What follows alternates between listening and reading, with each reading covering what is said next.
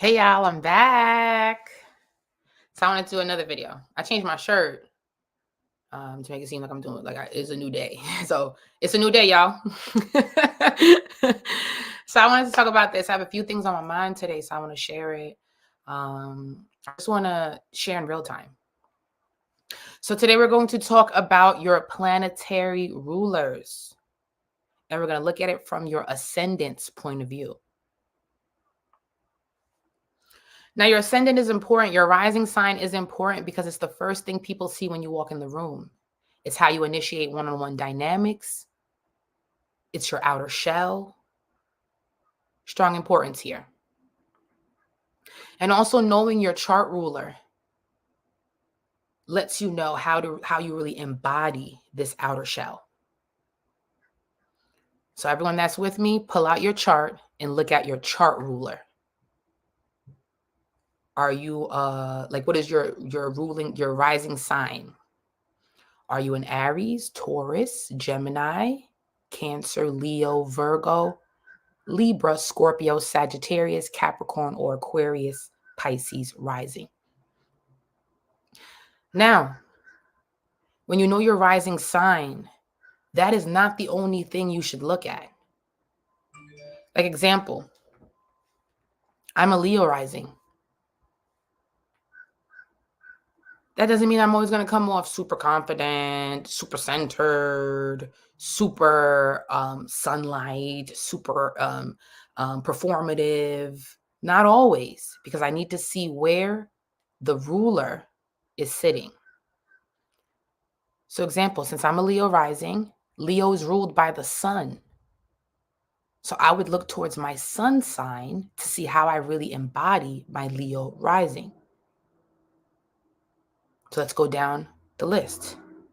If you are an Aries rising, you will look towards your Mars to see how you really embody that Aries energy. If you are a Taurus rising, you will look at your Venus sign to see how you really embody that energy. Because some people might be like, yo, I'm an Aries rising, but I don't get frustrated like that. I don't want to run up on you like that. Because maybe their Mars sign is in an earth sign, in a water sign, which will now tame it. Some people are like, yo, I'm a Taurus rising. I ain't getting no money. I am not really into all this earthy stuff. I'm not as creative as people say I should be. Because we need to see where that ruler is sitting, Venus is sitting. Because if it's in an air sign, if it's in a fire sign, now air, Libra, it's home there, but it's not going to be, when it's in Libra, it's not going to be about material. It's going to be about relatability, social.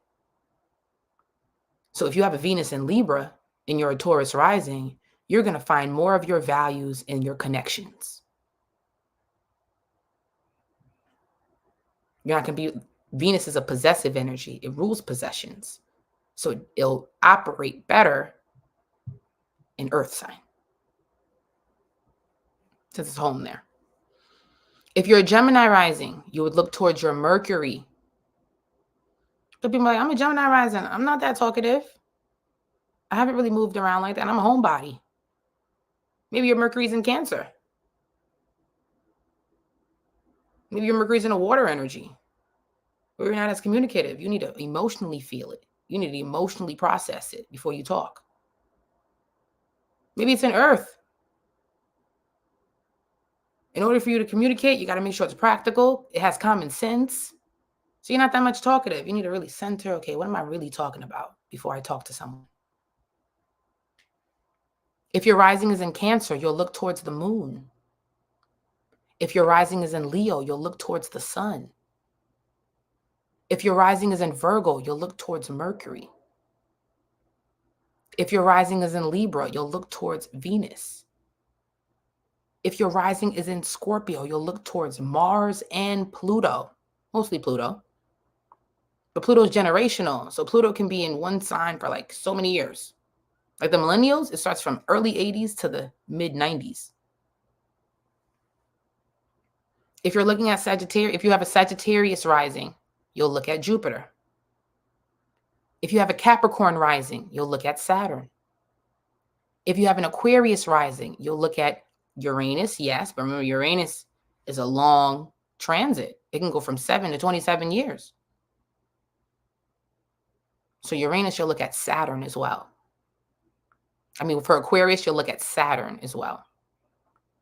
And if you have a Pisces rising, you'll look at Jupiter and Neptune. Of course, Neptune, but remember, Neptune's a generational planet. It can go for many years. So we'll look at Jupiter as well. That's very important to see how you embody the energy. If your Mars is not in a fire sign, your Aries rising may feel like it's depleted.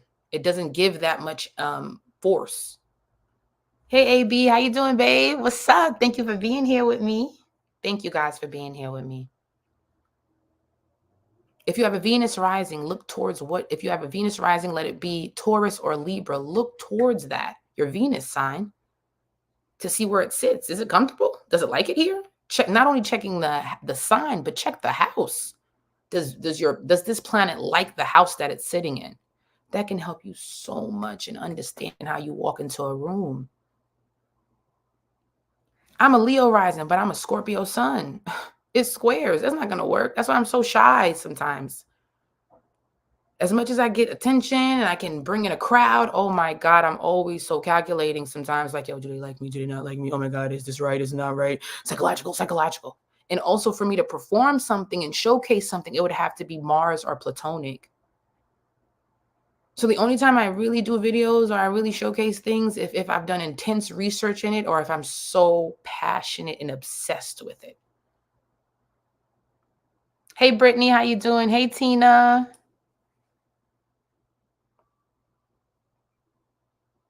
So it's just very important. And yeah, you guys want to put so Tina, you said you're an Aries rising. Where's your Mars? If you don't mind sharing. Gemini sun, moon, and Virgo. I'm learning Gemini sun, moon, and Virgo. Okay, AB, you're double mutable. You're a surprise baby. You were born in a way where it's like, surprise, miracle, oopsies. And that's a big thing too with being double mutable. You are constantly being told to be adaptable, mentally and physically. Yes. That's why Mercury will make you a perfectionist, because you come in ways where it wasn't perfect. It wasn't planned. It didn't go the way I wanted to go. So now it makes you heavily focused on that. That's why Mercurials are very intelligent, great at knowing text, well-spoken. AB, what's your rising sign? So you have sun in Gemini, moon in Virgo, but what's the rising sign?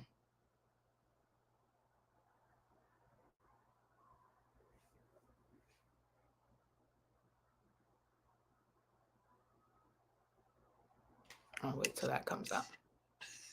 But Tina, if you're an Aries rising, you would look towards your Mars energy. Okay, Virgo rising. Oh, so you're a triple mutable. And since you're a Virgo rising, you're going to look at your Mercury. What is the sign that your Mercury is in? What house is it in? And since that's so important with you, with being triple Mercury from your sun, moon, and rising, this is an important planet for you, Mercury. Follow Mercury. Shit, Mercury retrogrades are going to be important for you. So right now, the last 2 weeks, why has it been so important to really get things going, get things pushing? And also where our, because it's in Aries and Virgo quincunx Aries. So where we're realizing that get it done, even if it's not perfect. Work towards finishing it, not always how perfect the steps are towards it. I hope that makes sense.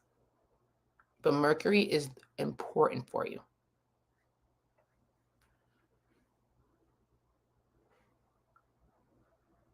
Now, if you're also an Aries rising, just to give you the exaltation points.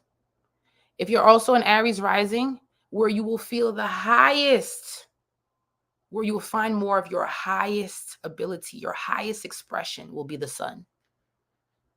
So Aries, you'll look at your Mars and your Sun if you're an Aries rising. Taurus, you'll look at Venus and the moon because the moon is exalted in Taurus. So when you're a Taurus rising, your moon is where you find your exaltation, your highest expression. Venus is how you embody, how you assert the energy.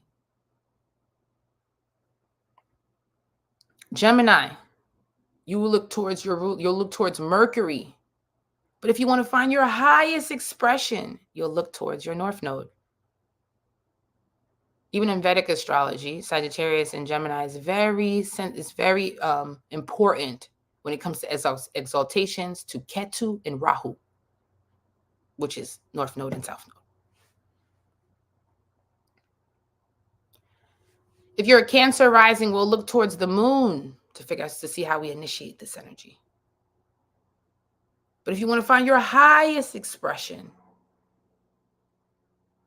now on this chart it says Neptune, but Jupiter is exalted in Cancer. So it's both, because you see in other placements, like with Pisces, it says Jupiter and Neptune. This is like the ancient. That basis there. But you would look towards Neptune, Jupiter to see your highest expression, especially since you're intuitive. You're so knowing. You can even work in these spaces as a Cancer rising, where you'll naturally be in the mystics in ways where you can read the room, read the temperature of a room, your highest exaltation.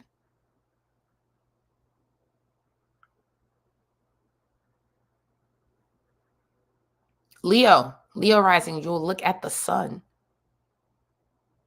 to see how you embody this energy, how you initiate it. Does your sun sign make sense to Leo? Because remember, Leo is very sensitive to the Debbie Downers. So if you're a Leo rising, if your sun is not in an air or fire sign, it could be a little murky over there, not as comfortable over there.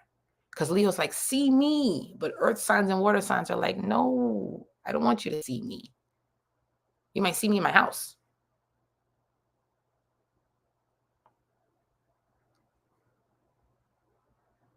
And with Leo energy, Jupiter, because it's a fire planet, but also Leo is exalted. It's home, but this is controversial in certain ways, or through different types of astrologers may have different ideas. But we've seen exaltation for certain planets when it comes to Leo, Jupiter, Neptune as well. Some astrology even say Pluto. How it would work with it is just sticking with your rulers, but your exaltation, especially the ones that are still, because throughout history, things change.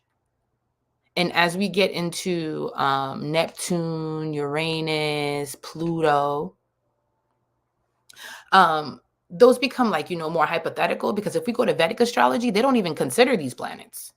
So in Vedic astrology, they don't consider Neptune, they don't consider Pluto, they don't consider Uranus, because these energies are too far out.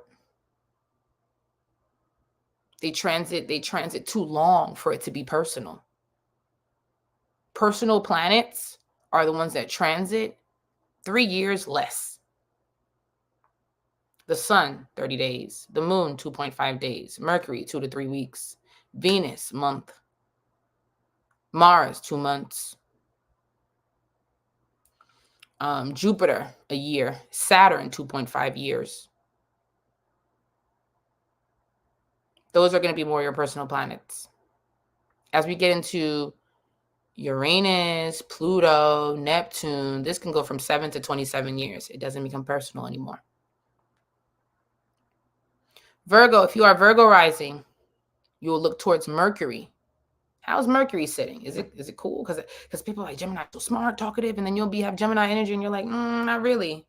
I'd rather journal, write, keep it to myself, because it could be sitting in an energy that's not the most compatible to Gemini. To Virgo. My apologies, Virgo, since I'm confusing them. Virgo. Now with the Virgo energy, you're going to look at your Mercury, but also your highest exaltation is Mercury as well. Because Virgo is very analytical, picky, particular. Virgo wants to think, but also add common sense to what they're thinking about. Whereas Gemini will just speak. Gemini doesn't really have to have information. Sometimes Gemini doesn't even have all the facts. They're just stimulated, so they're saying it. Virgo, since it's more like it's closer to Libra, it'll have more tact. So Virgo's like, I researched this. I know what I'm talking about. Gemini would be like, somebody listen to me. Virgo is like, you better listen to me.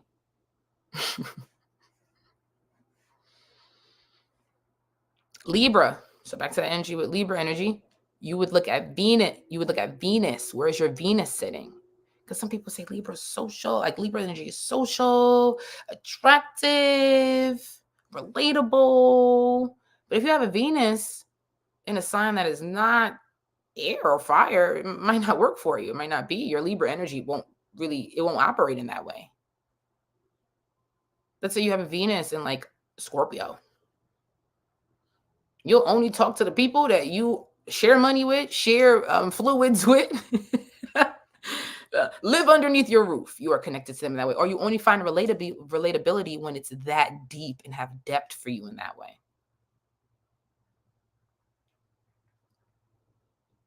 And with Libra, it exalts Saturn. So Libras, if you want to find your highest self, Libra risings, you look towards your Saturn sign. Because Saturn is everybody, the collective. Saturn is power, social power. And Libra, that's what you're looking for. You're a social butterfly. You'll find a lot of your opportunities based on the shoulders that you rub with. I'm going to look in the chat. Pisces, Sun and Moon, Cancer rising for me. Okay, Brittany, Cancer rising. So your Sun Pisces are so Brittany with your Cancer rising and you have Piscean energy there. Now, this is important for you right now. What business are we starting right now, Brittany, when it comes to the fact that we can do some sort of mystical work, intuitive work? And even if we're not even trying to go in that department, Brittany, where are you feeling like it's time for me to really do what I want to do? It's time for me to get some certifications. It's time for me to go to school, start branding, really start building a platform that I feel like I've always feel hidden in, not as transparent in. Shit, you might be starting things right now that people are like, Brittany, we didn't even know you were good at this. When did you start this? Or why have you been hiding this? Also, Brittany, it's asking you where you want to move right now. Like, are we trying to move long distance, short distance? Why is it very important with our home? Because as a Cancer rising, that's going to be important for you. My home front, my nest, my culture. And also as a Piscean energy, you might be finding out this year and last year more, I don't want to say secrets, but you're finding more about yourself. When you're mutable, Gemini, Virgo, Pisces, Sagittarius, it's like you're always finding new news about yourself. Piscean, since it's a hidden energy, you'll find that even as you get older, there's still certain stories in the family that you don't know, certain truth bombs that are being dropped. And for you to be a Pisces sun and moon, starting last year, it's like you've gotten more transparency within your history. You're seeing yourself more clearly. See, true Virgo rising with Mercury and Pisces. I rather journal and talk about it. Yep. I've been wanting to go back to school to get out of my childhood home. Yes, for sure. I'm learning more about my shadow and trying to learn more about my family. Yes. Libra sun, moon, Scorpio rising. I am a process of applying for design school. Yep. All the cardinals, Aries, Libra, Cancer, Capricorn. You guys are like, okay, time to move forward. Put my feelings to the side right now. I got to find my end goals. What is my 5-year plan, 2-year plan, 10-year plan? Cardinals are in that right now. Ladira, just with this season of Aries, you've been on go. I don't think you sat still yet. Your Scorpio rising is just asking you, do you have the enough energy to expend this? And do you have the enough resources? Can I afford this? With this Libra sun and moon. And also, Ladera, as a Scorpio rising, look towards your Mars and your Pluto to see how you really embody this. Because even though we have this Libra sun and moon, which is going to make you really get into fashion, really good into relatability, really big into, the aesthetic, it's still Platon, it's still Scorpio, Martian in a way. So are you trying to start a new look, style? Are you bringing in something maybe that is medicine to fashion? Or are you trying to, like, when I add Scorpio, it wants to help the underdog. So even when I see Scorpio energy or Aquarius energy in fashion, I'm like, maybe you should thrift or put things together or recycle things, regenerate things. Or if it's Scorpio and Aquarius, give high fashion in a cheap way. Make high fashion affordable. So it needs something where it puts you in your own lane. When I would think of Scorpio with Libra energy in the fashion world, see how I put these two things together. See how I regenerate this old outfit that I got. Like, I got this outfit from 1988. See how I make it look good in 2024. Things like that. So let's see. Libra rising 25 degrees. I've been working on some new. What up, Elise? What up, boo? That's my shawty. So we have Libra rising. I've been working on some new content, of course, being on go. All the cardinals are on go right now. Move, move, move, move, move, move, move. I know Mercury retrograde tells us to sit down and relax, but not cardinals. And even if they're going head first, where they're like, I don't know if I'm still even going to want to do this in May. I don't know if they're still going. Just keep going. So we stopped at Libra. So Scorpio. If you're a Scorpio rising, you're going to look at your Mars and your Pluto. But if you want to find your highest exaltation, you're going to look at your Uranus. Uranus is exalted in Scorpio. As a Scorpio rising, what are you trying to integrate into society? What do you feel like the society needs healing in? Where are you trying to open up the society to more honesty, more reflection, truths? Where do you feel like society is suffering? And you can add something like an antidote to life. Not sure if you saw my response. My Mars is in Venus. I'm a Scorpio sun, Cancer moon, and Aries rising. My Mars is in Venus. Tina, so those are two planets. So your Mars is in Taurus or Libra if it's in Venus. Because Mars and Venus, that's how it would look. If my Mars is in a Venus sign.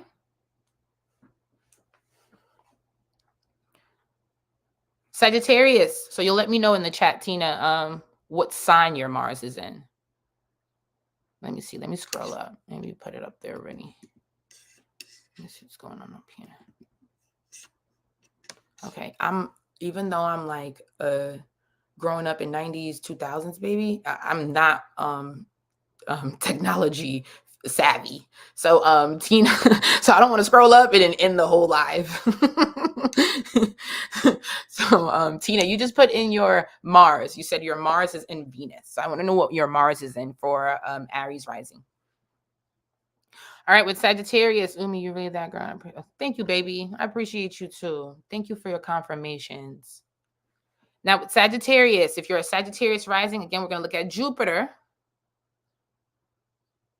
But if you want to find your highest exaltation, you're going to look at your South Node. Like we said before with Gemini. If we go into Vedic astrology, astrologers is exalted. Astrologers would say it's exalted. Gemini and Sagittarius and Ketu and Rahu.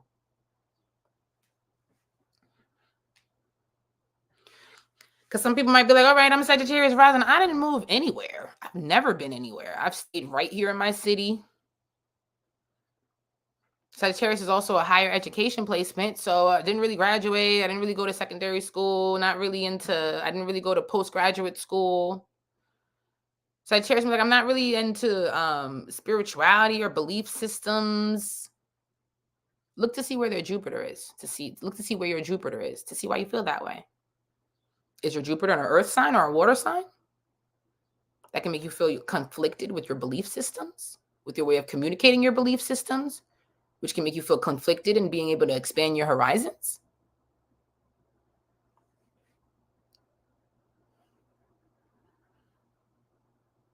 If you have a rising in Capricorn, going to look at Saturn.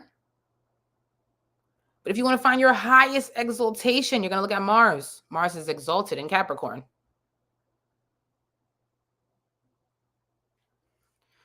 The reason why Mars is exalted in Capricorn, because Capricorn could be like ogre, slow, waiting. When is it going to happen? Always in the basis of the future. What am I going to do in 20 years? What am I going to do in 50 years? Mars lets them know that you should operate in real time. Live in now, Capricorn. Focus on your everyday and how you're taking on your everyday passions, everyday sensations. Stop worrying about 10 years from now, 2 years from now. Enjoy your youth. Enjoy your agility. So as a Capricorn rising, look towards your Mars to see how you become more flexible, open, aware in your immediate feeling, immediate environment. Because if you put that together, that's why Mars and Capricorn, if you have a Mars and Capricorn placement, you are ambitious. Ambitious because you're able to work with the future in real time. You're able to make a lot happen now. And you know how to pace yourself with what you want in the future and how you're operating in real time. If you're an Aquarius rising, you'll look at Saturn and Uranus. Now, when we get into exaltations, these are going to be the themes. Like there's going to be some that are completely like all throughout history stays the same. Aries, always going to exalt the sun. Taurus, always going to exalt the moon. Virgo, always going to be exalted in Mercury. Libra, always going to be exalted in Saturn. Scorpio, throughout generation, always going to be exalted in Uranus. Now we're going to do research on this with Aquarius energy. And this is why I just stay with your ruler when it comes to the bases of certain types of exaltations. The reason why it's important to stay with your ruler because those are going to be the most definite. But with Aquarius, an exaltation is Mercury. Now, the reason why some astrologers say this is your exaltation, because this makes you progressive-minded. You can think into the future. Aquarius is one of those signs that can see trends that are going to come about. They can see they can see the progression in life. Also, why this is also an exaltation, because Aquarius also needs to make all these futuristic, maybe sometimes even grandiose, outlandish, very different, eccentric ideas have some practicality. A Mercury in Aquarius placement is a prodigy placement. Extraordinary way of thinking.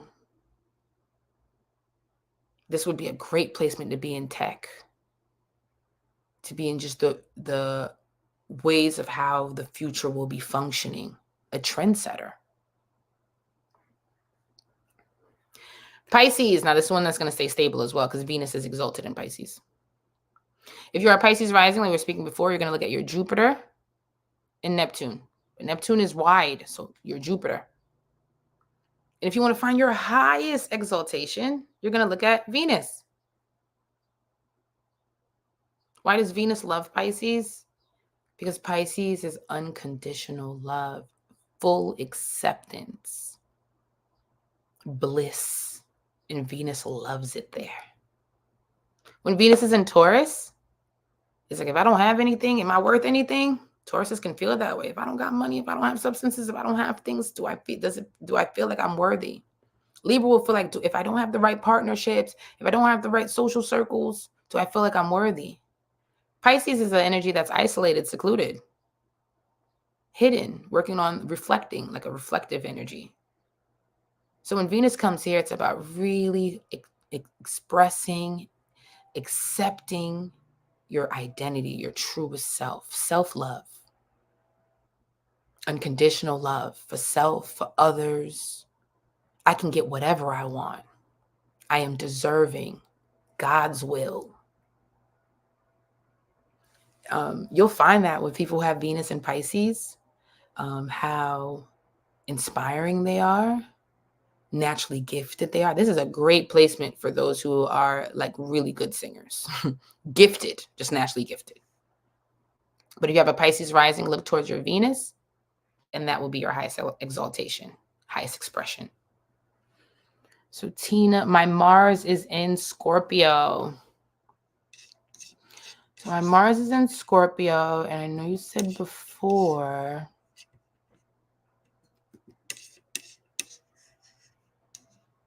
that you were Scorpio. Yep.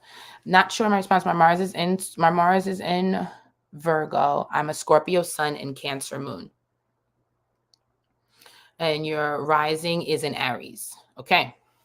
Mars in Virgo with an Aries rising. Aries rules the core, the body, the self. It's the first house. When we have it in Virgo, remember how Virgo looks, it stabs itself. So there's a need to really accept, work on, and look past and learn to work past where we feel like our sense of perfectionism, our sense of self-blame, our especially body. Virgo is all about body, accepting our body, accepting our physical differences, what distinguish us between others physically. With Mars energy, since it rules the head, Aries energy, where do we let our mind and our thoughts and our mistakes get to us? Where does that cloud how we get to end goals? When you have a Mars and Virgo with an Aries rising, you might be like, okay, if I don't have this step and this step or these tools or this, if everything is not set the way it should be, should I even start? Should I even go? That's going to be important because Aries quincunx Virgo. Aries just goes. Virgo's like, hold up. Do we have everything? Are we prepared? Is this right? It's a very questioning energy. So where does that, Tina, where does that contradict for you? Your strong ambition and wanting to gain, but this reluctance behind it because of always questioning and wanting things to be a perfect way. I am dating a Pisces. He's putting that mirror right in my face and I don't even know it. My Venus is in Virgo. Yep. That is your polar opposite, especially on the Venus energy. And Venus in Virgo is in fall. Remember, Venus in Pisces is exalted. I'm so deserving. I can get all of this. This is mine. It's already innate. Venus in Virgo is critical of the things that they have. But this is a great placement for fashion. Because a fashion designer is going to have to look at things in ways where it's like, okay, don't put that there. Don't put that together. This has to go together. Not anything can go. Not anything can come. That base is there. There has to be a visual, a look. It has to be a specific way. And also with Virgo energy, it rules the body. So you'll even see a lot of models have Virgo. Virgo season is New York Fashion Week. Pisces season, late Aquarius to Pisces season should be Paris Fashion Week. So it should align.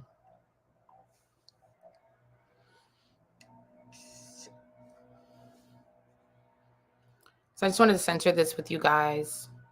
As your chart ruler, if you are a Venus, if you are a Gemini, or if you are, I was saying Venus before, a Libra or a Taurus, don't just automatically assume since you have this rising, you're fully embodying that energy. Look towards the ruler and see what sign and house it's in to see if that rising really feels supported.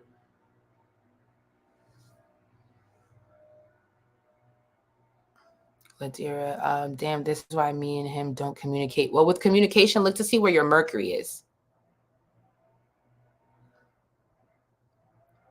Look to see where the energy of the Mercury is, and then that will show you how you guys are communicating. When the Venus is opposing, our value points are different. But oppositions aren't bad because oppositions mean we come full circle. You're my other half. So he's your other half in a way. He's helping you find something and just letting go, accepting yourself, believing in your wildest dreams. Just with being mutable, this could be a spontaneous type of or unpredictable type of connection that's even opening you up to like, I don't need to always be so detailed, specific. Let me be open-minded. How do you remedy if your ruler is in detriment? If your ruler is in detriment, so let's look at an example. Let me give you a detriment energy. Let me give you an example. Libra. All right. So let's say we have a Libra rising. We look towards our Venus, and our Venus is in Scorpio or Aries. Detriment. So Libra rising energy. So I want to come to the room, be relatable, given a certain aesthetic, be cool, calm, collective, social. But my Mars is in an energy that is private, guarded. You have to balance that out. Becoming aware of it is the most important. Become aware of where you have to meet yourself in the middle. Also, you have to make it come together. We have to make the chart come together. Now, Audrey, I want to, what is the specific placement for you? So I could just work with what you got.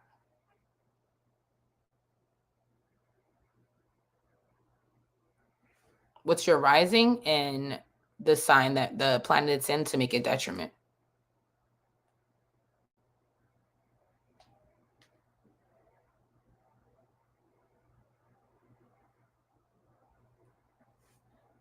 Okay, let me know with that.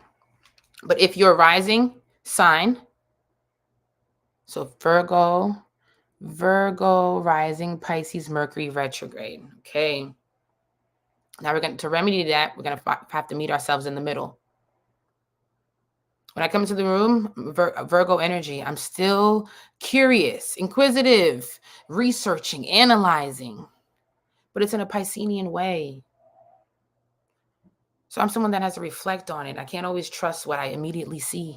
I have to go home, sit in it, reflect, and I might even have to sleep on it, dream on it. Really pinpoint the signs. Also, you may look at things in an intuitive way. With a retrograde energy, you got to be conscious that sometimes you may question what you see, what you know. That's why you have to go home and reflect on it, sleep on it. Now, you see how Virgo risings can be very particular, matter of factly, like this is it. With you having a Pisces Mercury retrograde, sometimes you're like, I can't really tell you what it is, but I know I feel it. That base is there. They're mowing the lawn, so I hope that's not making a lot of noise. So you got to meet yourself in the middle, and you got to be aware of what the rising is, the ruler, where it sits, and how we got to make that come together. Now it's a Pisces energy. It's a polar opposite. What really hurts it is what really like makes it a little bit more heavier is that it's retrograde, because Pisces is already a retrograde energy to begin with. It's already the hidden shadow work, our dreams, our sleep state. So that's the thing with having that Virgo energy, where you're going to want to see things and want to see how you can actualize things and make things concrete, but you have a way of taking on information that is not really concrete. You just feel it. And what your Virgo rising can do for you is follow the signs. Write, journal your feelings, your emotions, these thoughts you have, and see how, just to help that Virgo out, there's a cycle that you build through that. Because that's the thing Virgo wants. It wants to find consistency. I want to make something constant. Piscean is like, it could be everywhere. So when I see Pisces and Virgo, when you get in these signs, when you get these signs and you get these notions, write them down. See if next week you get the same one. That's when Virgo is like, this is concrete. This is common sense now. I like to use this example. Pisces is like, boom, like let's say there's a crisis. Pisces will run in and be like, oh my God, guys, I had a dream that something bad's going to happen. Virgo is like, oh my God, guys, my stomach is hurting. It's getting hot in here. Are you getting hot? Like, you feel it too? Well, something's about to happen because they need something concrete. It's Earth. Would your sun have more influence for man-born individuals and moon for woman-born individuals? Yes. Because even to separate it further, masculine placements, your Mars, Jupiter, Sun, men will identify with those more closely. Feminine energy, Moon, Venus, Neptune, Saturn, women will identify with that more closely.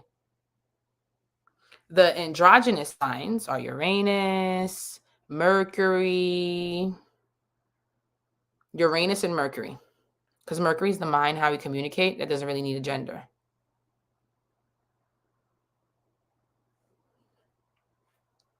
Uranus is groups. Doesn't really need a gender. Saturn is feminine because it's connected to Capricorn. The feminine placements are water and earth. The masculine placements are fire and air. So if you meet a fire and air woman, she may not always center the gender roles. She's like, women can do whatever men can do. Or I don't know how I really take on this female woman versus man theme. Also, fire and air women can be first or treated as like sons in their family. Even in relationships, fire and air women can take the driver's seat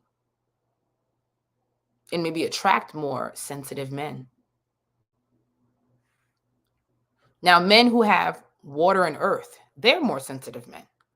They might feel like when it's time for me to go into gender roles, I don't really align with what the fellas say. Sometimes I'm closer to the ladies. I'm more likely to be a mama's boy. So yes. That's why if you have children, you're a male, like a son, and they have like water and earth, it's going to be very important that you help them balance out their sensitivities, the fact that they may not be as aggressive or assertive as society wants them to be when it comes to men.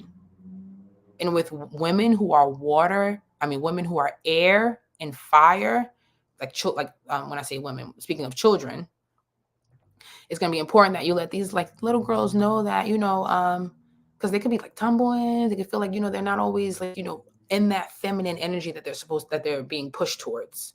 So you got to help balance them out and let them know that it's okay. Girls can do whatever boys can do. That you don't have to fit into a box of what a girl should be.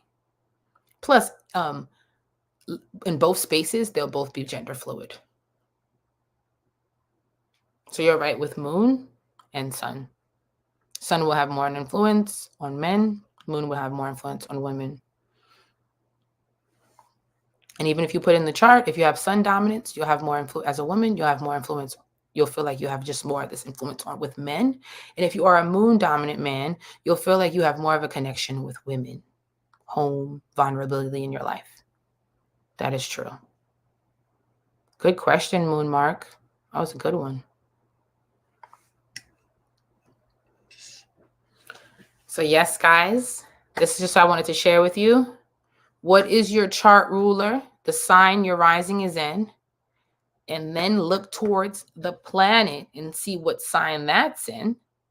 And does it make sense, or is it compatible to your rising and the sign that your rising's ruler, like the sign your ruler is in? Does it make sense together? I hope that makes sense. So example, I'm a Leo sun, Leo rising. My sun is in Scorpio. It squares. So no, that one's not working. Or it's something I need to work towards. Very important. So you don't go out there thinking like, oh my God, I'm this rising. Why is this not making sense for me? Oh my God, I'm this rising. Why is it going this way? And this also distinguishes your chart from another person who has the same rising as you. Why it's different, a different experience. So look towards that.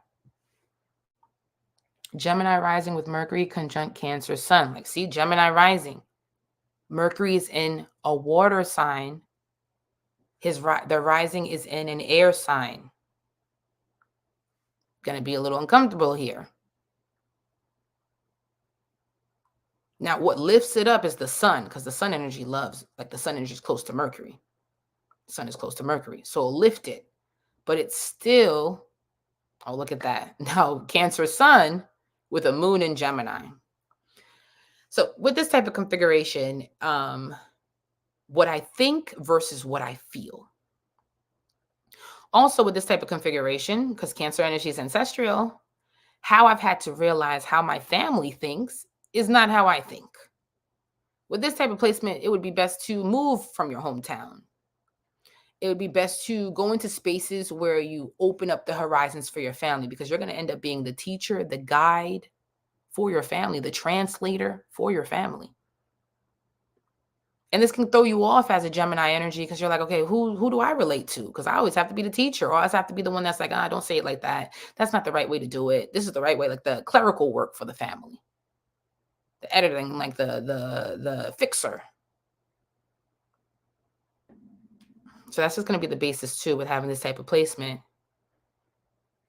As much as I love my family, I'm connected to my family. Sometimes I don't feel like they really understand me mentally, or I really have relatability with them.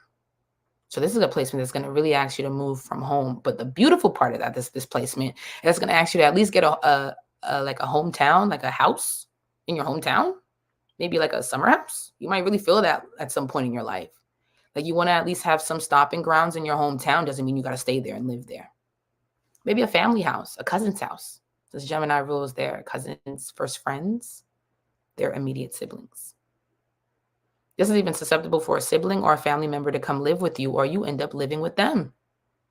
So just create something like that already, so we don't have to have this back and forth or this inconsistency, not really seeing each other, because Gemini will bring that, where I don't always feel like I'm heard, seen, understood. And since it's with Cancer, by my own family.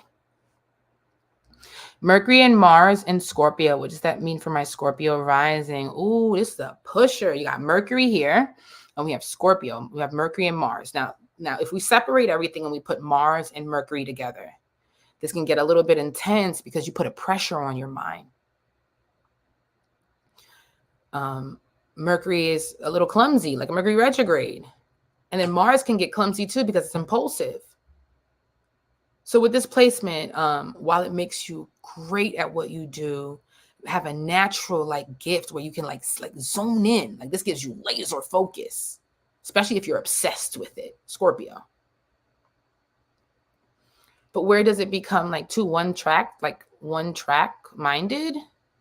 We become obsessed in one area. We're inflexible mentally. It's kind of hard for us to change our minds sometimes. And also money management is important for this placement. Because there's a theme with mentally, do I have enough? Mentally, what am I going towards? And Mars, where it's impulsive, where I just go push in, pull in. It's Mercury wants you to be smart. Mars wants you to just put the foot to the pedal. So you know what I mean? You can see what I mean, like with your Mercury and Mars. And then Scorpio can open up just that guilt, that shame as well. But you know what's great with this placement though? Once you find something that you love, you'll go into the depths of it.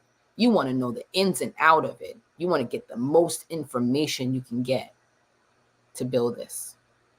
It's just going to keep you stuck a little bit. Like, what else do I want to do? Especially since it's a money mindset where you can feel like, okay, I don't know if I'm making enough money here, if I'm gaining enough stability here, but it could be hard for you to want to do something new and open up multiple streams since you can become laser focused in certain areas.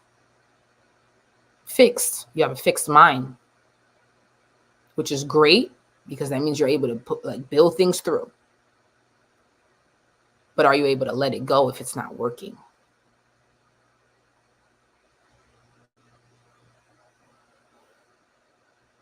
You guys were great, man. You guys have no idea. You guys were so great. I love doing this. And you guys engage with me. Like, thank you so much. So this was this live based on the ruler. Look towards your ruler to see how your story becomes specific for you. I see you guys later. You guys were amazing as usual.